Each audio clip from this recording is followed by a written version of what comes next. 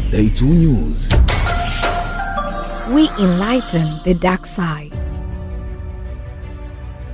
Kwa hiyo mtakuwa mnakumbuka kwamba aliyekuwa meya wa manispaa za Kinondoni na baadaye Ubungo, Boniface Jacob almaarufu Boniai, na mwenzake Godlisten Malisa wanashtakiwa katika mahakama ya hakimu mkazi Kisutu mbele ya mheshimiwa hakimu anaitwa Swalo kwa makosa ya kuchapisha habari katika mitandao ya kijamii.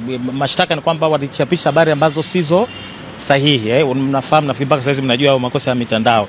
Ile kesi ni criminal case namba 8439 mwaka 2025 kati ya Jamhuri dhidi ya Boniface Jacob na Godlisten Malisa.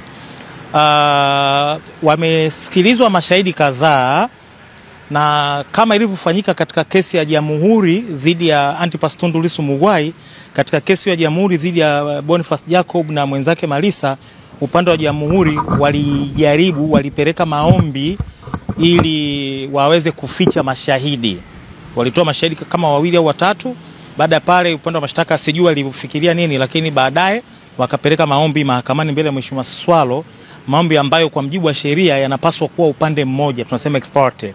Kwa alipeleka maombi ya upande mmoja mbele ya mheshimiwa hakimu Swalo, na baada ya mheshimiwa hakimu Swalo kusikiliza yale maombi na hoja zilizoambatana na maombi, akakataa maombi ya upande wa mashtaka kuficha mashahidi katika kesi ile. Narudia tena, sijui nini kilowasukuma wakaamua kuficha mashahidi, lakini bottom line kwamba uamuzi wa mahakama wa tarehe 2 mwezi wa 5 mwaka huu uliwakatalia upande wa mashtaka kuficha mashahidi. Kwa hiyo hawakuridhika na uamuzi ule, wamekata rufaa kupitia shauri la rufaa namba 61968 na mwaka 2025, rufaa ambayo iko mbele ya mheshimiwa Jaji Magimbi, na imekuja leo kwa ajili ya kupangiwa taratibu nyingine za usikilizwaji. Sisi tumeweka pingamizi kwamba rufaa ile haina mashiko kisheria kwa sababu inatokana na uamuzi mdogo wa mahakama. Ni hoja yetu na tutaenda kuzitoa kwamba maamuzi madogo yasiyomaliza kesi, wanasheria wanafahamu, huwa hayaruhusiwi kukatiwa rufaa.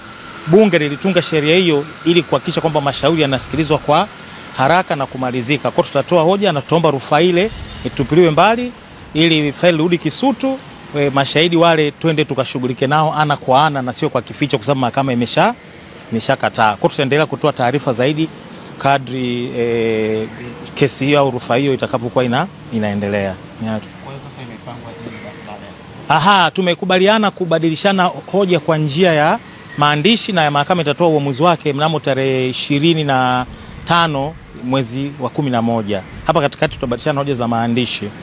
Kwa tarehe 23 Novemba tutakutana, tutapeana taarifa.